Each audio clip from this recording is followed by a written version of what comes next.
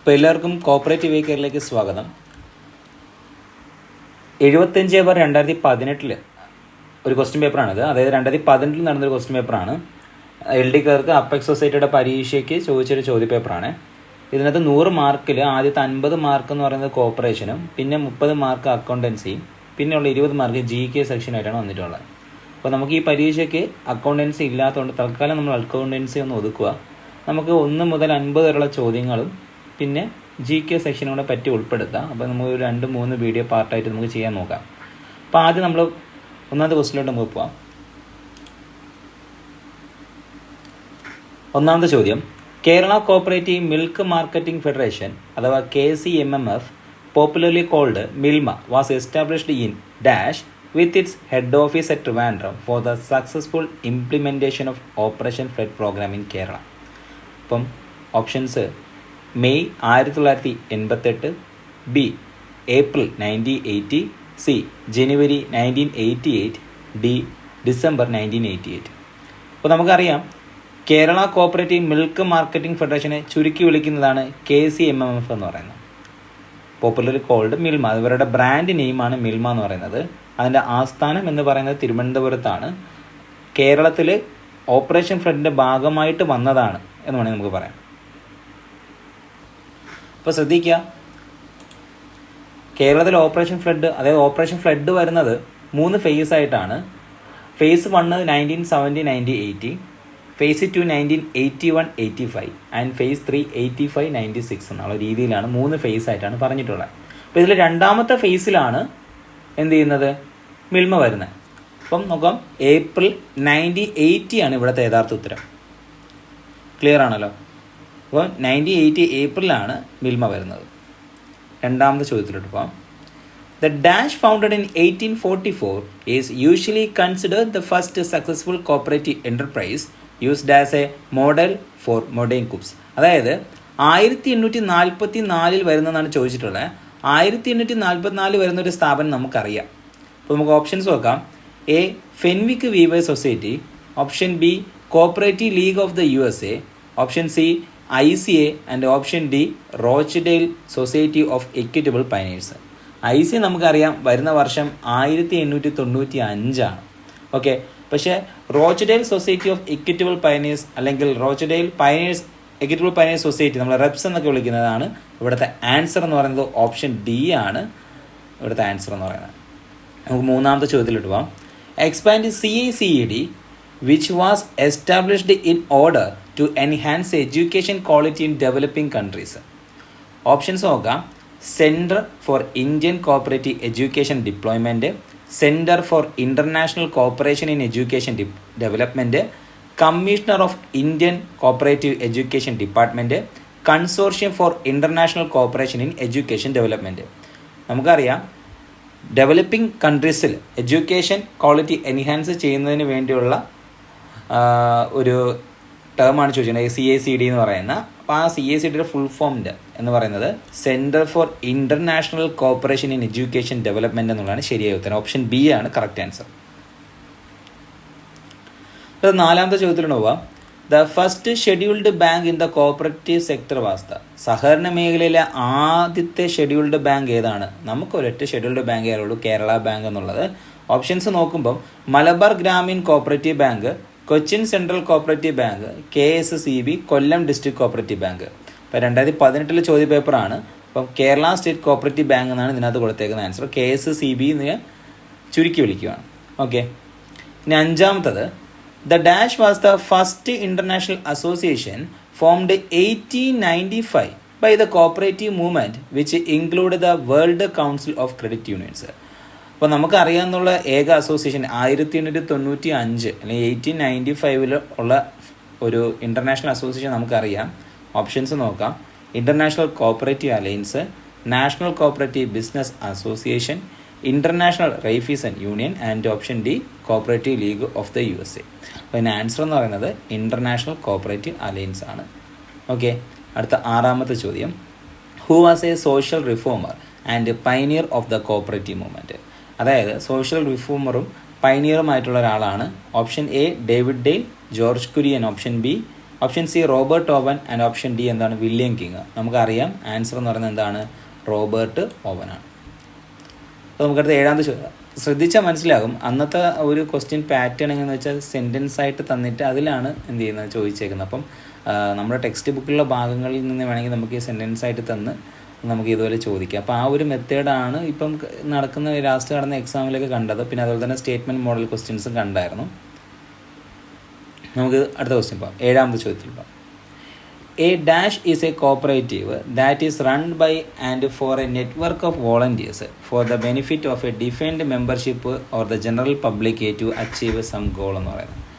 Options നോക്കാം. Volunteer cooperative, option B network cooperative, option C social cooperative, പിന്നെ general cooperative.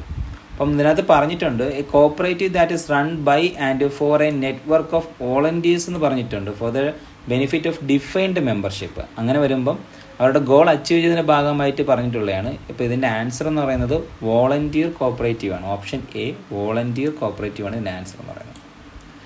അടുത്ത 8ാമത്തെ ചോദ്യം. Cooperative flag was designed by. ആരാണ് കോപ്പറേറ്റീവ് ഫ്ലാഗ് ഡിസൈൻ ചെയ്തേക്കുന്നതെന്ന് ചോദ്യം. Cooperative flag was designed by options നോക്കുമ്പം central government, ICA, NCCT, international cooperative union. ഇപ്പം ഇവിടുത്തെ ആൻസർ എന്ന് പറയുന്നത് ഓപ്ഷൻ ബി ആണ്, ICA ആണ്. ഓപ്ഷൻ ബി ICA ആണ് ഇവിടുത്തെ ആൻസർ എന്ന് പറയുന്നത്. നമുക്ക് ചിലപ്പം ചാൾസ് ഗേഡ് ഓപ്ഷനിൽ കണ്ടാൽ ചാൾസ് ഗേഡ് ആണ് യഥാർത്ഥ ഉത്തരം. Cooperative flag was designed by Charles Gide എന്ന ഓപ്ഷനിൽ വരികയാണെങ്കിൽ ചാൾസ് ഗേഡ് ആണ് ആൻസർ. ചാൾസ് ഗേഡ് എന്ന് പറഞ്ഞാൽ ICAയുടെ ഭാഗമായിട്ട് തന്നെയാണ് അന്ന് ഡിസൈൻ ചെയ്ത ആളാണ് ഈ ചാൾസ് ഗേഡ്. അതേസമയത്ത് തന്നെ cooperative flag was suggested by എന്ന് ചോദ്യമുണ്ട്. അതിൻ്റെ ഉത്തരം എന്ന് പറഞ്ഞാൽ ബെർണാഡ് ഡോട്ടാണ്. ഓക്കെ, ഓർത്തിരിക്കുക. Cooperative flag was designed by എന്നാണ് ചോദിക്കുന്നതെങ്കിൽ ആരാണ്? ചാൾസ് ഗേഡ് അല്ലെങ്കിൽ ICA എന്നൊക്കെ പറയാം. Cooperative flag was suggested by എന്നാണ് ചോദിക്കുന്നതെങ്കിൽ ബെർണാഡ് ഡോട്ട് എഴുതുക. ഇനി കോപ്പറേറ്റീവ് ഫ്ലാഗിൻ്റെ നിറം എന്താണെന്ന് ചോദിച്ചാൽ റെയിൻബോ കളർ എന്ന് എഴുതുക. ക്ലിയർ ആണല്ലോ? കോപ്പറേറ്റീവ് ഫ്ലാഗിനെ കുറിച്ച് നമുക്ക് വേറൊരെണ്ണം ചെയ്യാം. നമുക്ക് അടുത്ത ക്വസ്റ്റിനിൽ പോവാം. 9ാമത്തെ ചോദ്യം. National agricultural cooperative marketing federation of India limited അഥവാ NAFED was established as on the auspicious day of Gandhi Jayanti. ഒരു ഗാന്ധി ജയന്തിയിലാണ് നാഫെഡ് വന്നതെന്നാണ് പറയുന്നത്. നമുക്ക് ഈ ചോദ്യത്തിന് ഉത്തരം അറിയാം, പൊതുവെ എല്ലാവർക്കും അറിയാമെന്നുള്ളതാണ്. 2 ഒക്ടോബറിലാണെന്നാണ് പറഞ്ഞിട്ടുള്ളത്. ഓപ്ഷൻസ് നോക്കുമ്പം 2 ഒക്ടോബർ 1948, 58, 68, 78 തന്നിട്ടുണ്ട്. ഇവിടുത്തെ ശരിയായ ഉത്തരം എന്ന് പറയുന്നത് ഓപ്ഷൻ ബി ആണ്. 2 ഒക്ടോബർ 1958 ആണ് യഥാർത്ഥ ഉത്തരം. ഇനി 10ാമത്തെ ചോദ്യം കുറച്ച് വ്യത്യസ്തമായൊരു ചോദ്യമാണ്. അധികം കണ്ടിട്ടില്ലാത്ത അല്ലെങ്കിൽ നമ്മുടെ ഗൈഡുകളിലൊന്നും ശ്രദ്ധിക്കപ്പെടാത്തൊരു ചോദ്യമാണ്. നമുക്ക് നോക്കാം. 10ാമത്തെ ചോദ്യം. Cooperative development service was founded in 1985 എന്ന് പറഞ്ഞിട്ടുണ്ട്. Cooperative development services was founded in 1985 എന്ന് പറഞ്ഞിട്ടുണ്ട്. അപ്പം 1985 കോപ്പറേറ്റീവ് ഡെവലപ്മെൻറ്റ് സർവീസ് വന്നതെന്നുള്ള കാര്യം ക്ലിയറായി. അവിടെ നമുക്കൊരു ചോദ്യത്തിൻ്റെ ഉത്തരം കിട്ടും. ഇനി ഓപ്ഷൻസ് നോക്കാം. റോബർട്ട് ഓവൻ, ഡേവിഡ് ഡെയ്ല്, റോഡ് നിൽസെസ്റ്റ്വിൻ, വില്യം കിങ്. ഓക്കെ, ഇവിടുത്തെ യഥാർത്ഥ ഉത്തരം എന്ന് പറയുന്നത് ഓപ്ഷൻ സി ആണ്. റോഡ് നിൽസെസ്റ്റ്വിൻ ആണ്. ഓക്കെ, അപ്പം റോഡ് നിൽസെസ്റ്റ്വിൻ USA കാരനാണ്. ഇപ്പം കോപ്പറേറ്റീവ് ഡെവലപ്മെൻറ്റ് സർവീസ് വന്നത് USA-ലാണ്. 1985 ആണ് ഉത്തരം. ഇനി അടുത്ത 11ാമത്തെ ചോദ്യം. Who undertakes the responsibility of providing cooperative education and training in Kerala? കേരളത്തെ സംബന്ധിച്ച് ഇവിടുത്തെ കോപ്പറേറ്റീവ് എഡ്യൂക്കേഷൻ ആൻഡ് ട്രെയിനിങ്ങിൻ്റെ ഉത്തരവാദിത്വം ആരാണ് നിർവഹിക്കുന്നതെന്ന് ചോദിച്ചാൽ ഓപ്ഷൻസ് നോക്കുമ്പോൾ central cooperative training institute, state cooperative union, central cooperative union, SIDBI. നമുക്ക് ഇവിടുത്തെ ഉത്തരം അറിയാം. ആരാണ്? SCU അഥവാ state cooperative union. Option B ആണ് യഥാർത്ഥ ഉത്തരം എന്ന് പറയുന്നത്. സ്റ്റേറ്റ് കോപ്പറേറ്റീവ് യൂണിയനാണ് കേരളത്തിലെ എഡ്യൂക്കേഷൻ ആൻഡ് ട്രെയിനിങ് കൈകാര്യം ചെയ്യുന്നത്. നമുക്കറിയാം ഇന്ത്യയിൽ NCUI എന്ന് പറയുന്നൊരു സ്ഥാപനമുണ്ട്, national cooperative union of India. ആ സ്ഥാപനം എന്ന് പറയുന്നത് ഇന്ത്യയുടെ എഡ്യൂക്കേഷൻ ട്രെയിനിങ് കൈകാര്യം ചെയ്യുന്നതിന് വേണ്ടി നിലവിൽ വന്നൊരു സ്ഥാപനമാണ്. ആ സ്ഥാപനത്തെ 2ആയിട്ട് ഡിവൈഡ് ചെയ്തിരുന്നു. NCCT എന്നും NCCE എന്നും.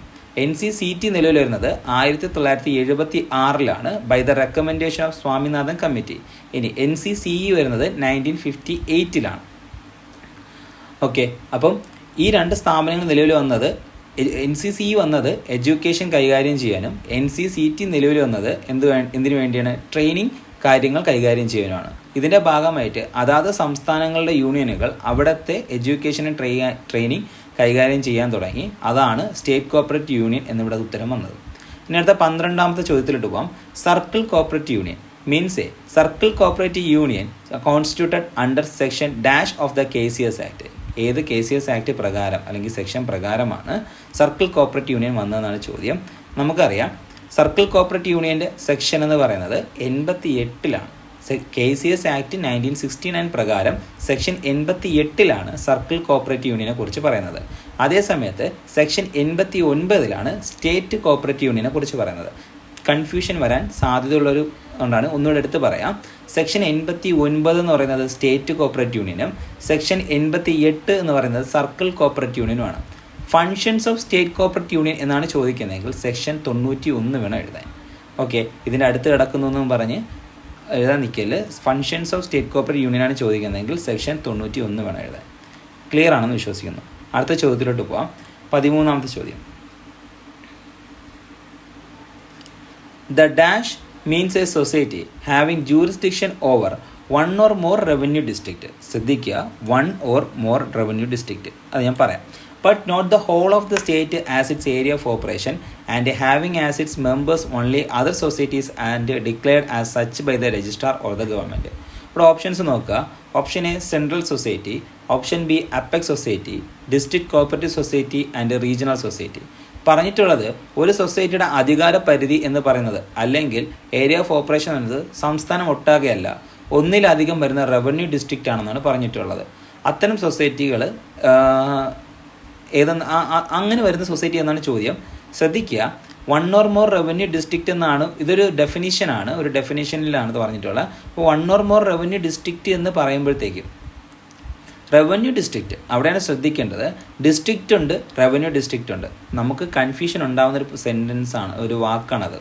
ഓക്കെ, റവന്യൂ ഡിസ്ട്രിക്റ്റ് എന്നത് കേരളത്തിൽ 21 ഉണ്ട്, എന്നാൽ ഡിസ്ട്രിക്റ്റ് എന്ന് പറയുന്നത് 14 ഉള്ളൂ. അത് നമുക്ക് എല്ലാവർക്കും അറിയാം. റവന്യൂ ഡിസ്ട്രിക്റ്റ് വ്യത്യാസമാണ്, 21 റവന്യൂ ഡിസ്ട്രിക്റ്റുകളുണ്ട്.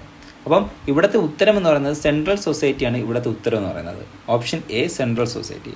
സെൻട്രൽ സൊസൈറ്റി വരുമ്പം വൺ ഓർ മോർ റവന്യൂ ഡിസ്ട്രിക്റ്റും ഫെഡറൽ സൊസൈറ്റി വരുമ്പം ഡിസ്ട്രിക്റ്റ് ഒന്നായിരിക്കും അവിടെ എഴുതിയേക്കാം. ക്ലിയർ ആണല്ലോ. അടുത്ത 14ാമത്തത്.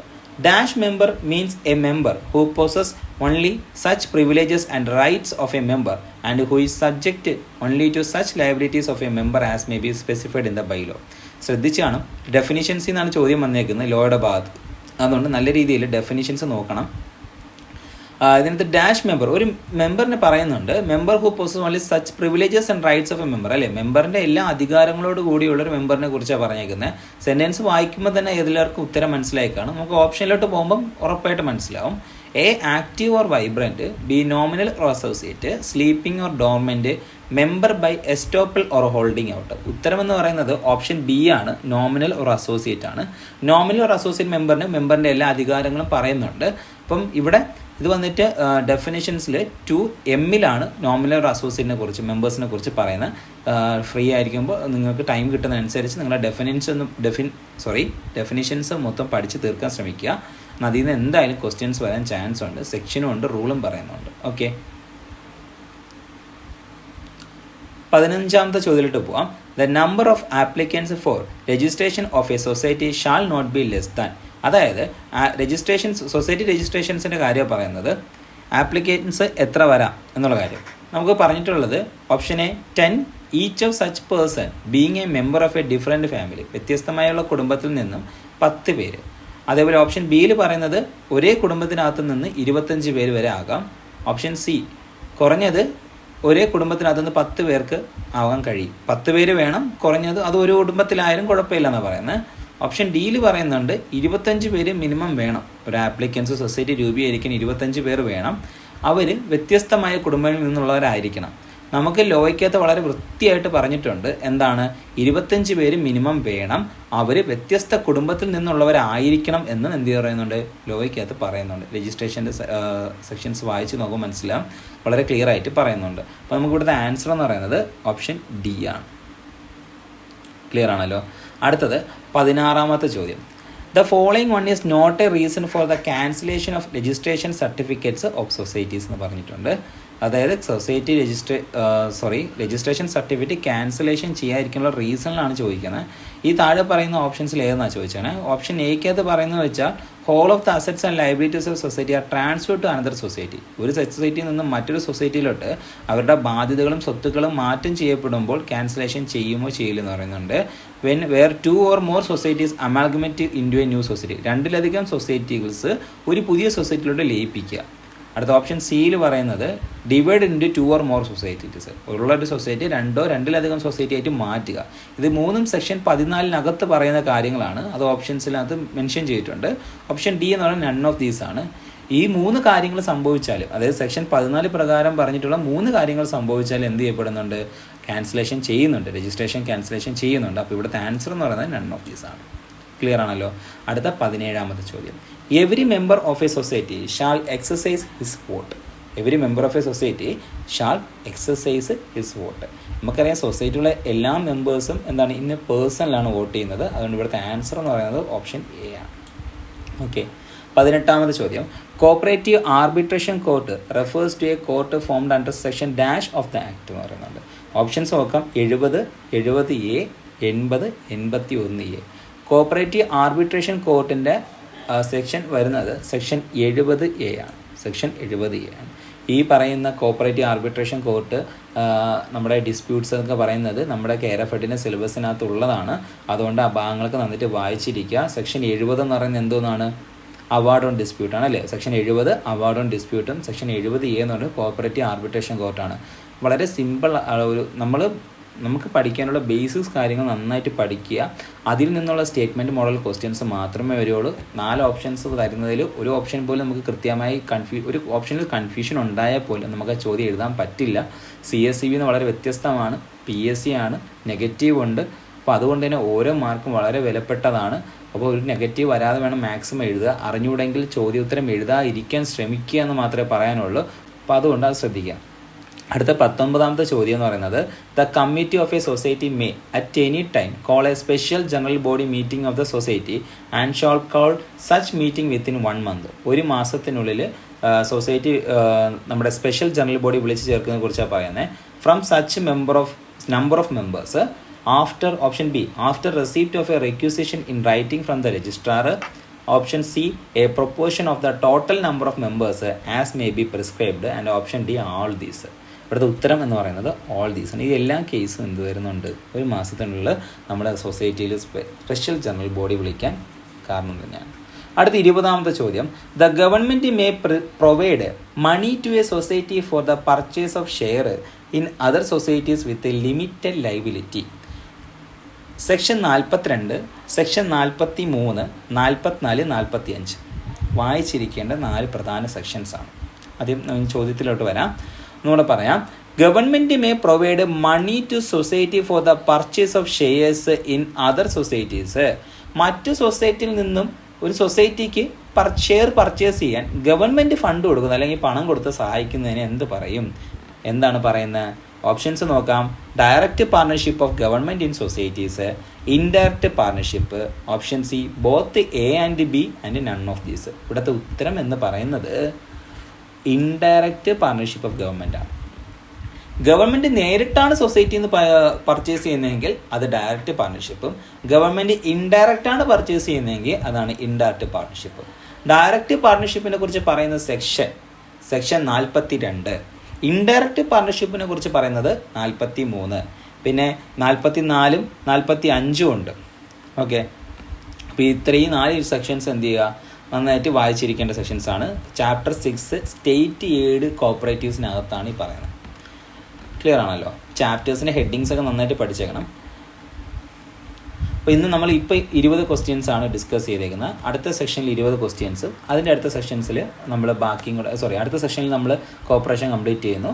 അതിൻ്റെ അടുത്ത സെക്ഷനിൽ നമുക്ക് GK കംപ്ലീറ്റ് ചെയ്യുന്നു. ഓക്കെ. GK ഇമ്പോർട്ടൻസ് ആണെന്ന് നോക്കിയിട്ട് കംപ്ലീറ്റ് ചെയ്യാം. അല്ലെങ്കിൽ ഞാനത് GKയുടെ ഒരു PDF ആയിട്ട് തരാം. ഓക്കെ. ഞാൻ മാർക്ക് ചെയ്തിട്ട് ഞാൻ എന്ത് ചെയ്തേക്കാം? ടെലഗ്രാമിൽ ഷെയർ ചെയ്തേക്കാം. ഓക്കെ. അപ്പം എല്ലാവരും വീഡിയോ കാണുക. അപ്പം എക്സാം വേണ്ടി പ്രിപ്പയർ ചെയ്യുക. ഇനി വളരെ കുറച്ച് നാളുകളേ ഉള്ളൂ. All the best.